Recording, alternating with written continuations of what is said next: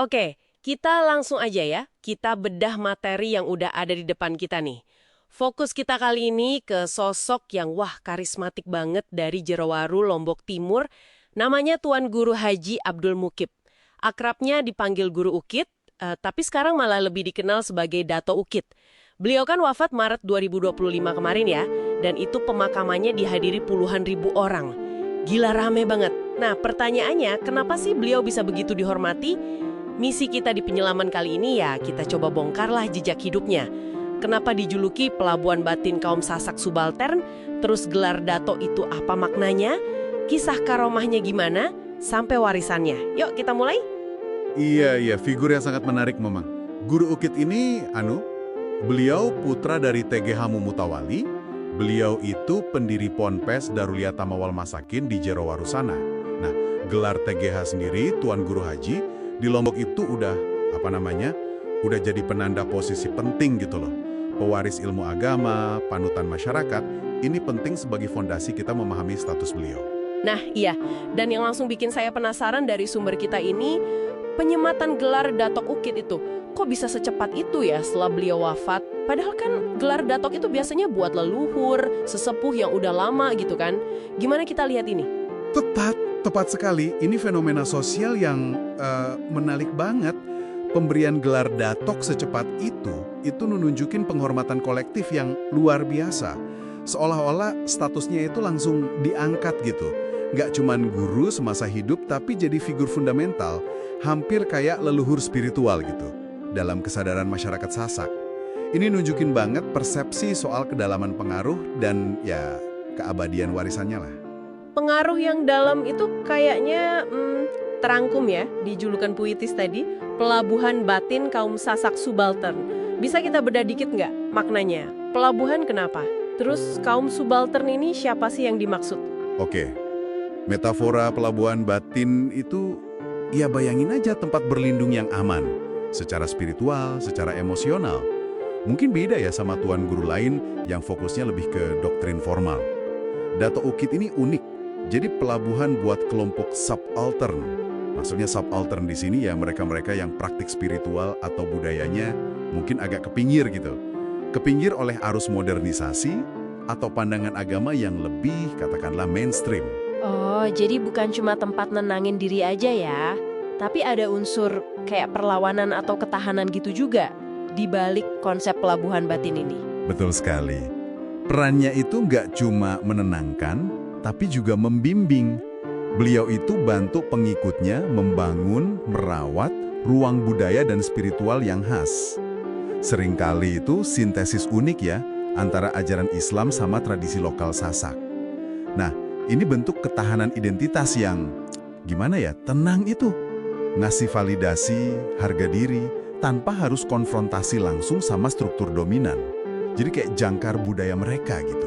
Selain bimbingan spiritual dan budaya tadi, sumber kita juga banyak nyebut soal karomah ya. Kisah-kisah yang di luar nalar gitu yang dikaitkan sama beliau. Gimana kita mahamin peran karomah ini? Ya, karomah.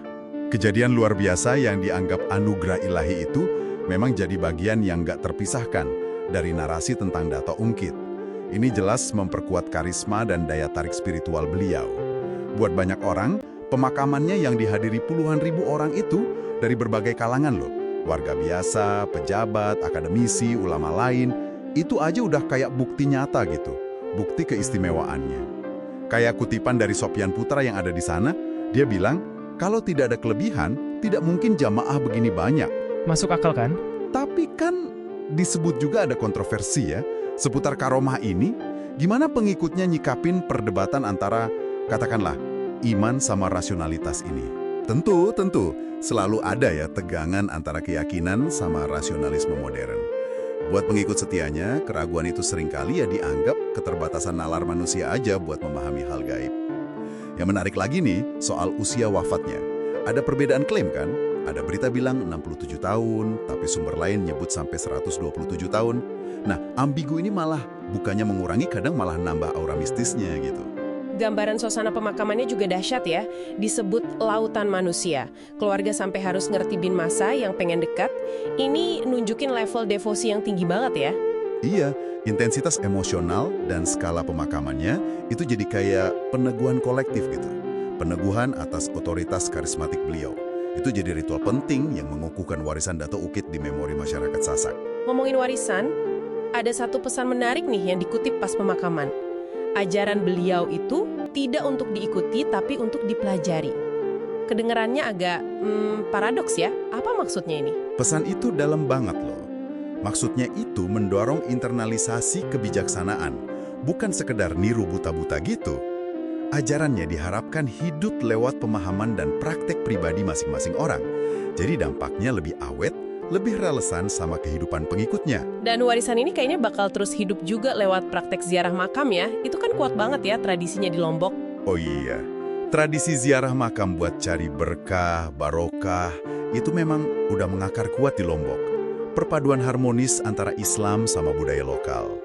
Nah, mengingat pengaruh Dato' Ukit yang besar, ditambah lagi lokasi makamnya di Jerowaru, yang udah jadi tempat makam TGH Si Bawahi Mutawali yang juga ramai diziarahi, wah, potensinya besar banget itu buat jadi tujuan ziarah penting berikutnya. Ini sejalan juga sama tren wisata religi yang lagi naik daun kan?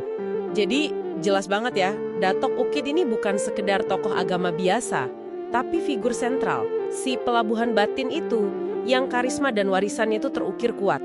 Lewat kisah hidupnya, cerita karomahnya, pemakamannya yang kolosal itu, dan sekarang potensi makamnya jadi situs ziarah baru.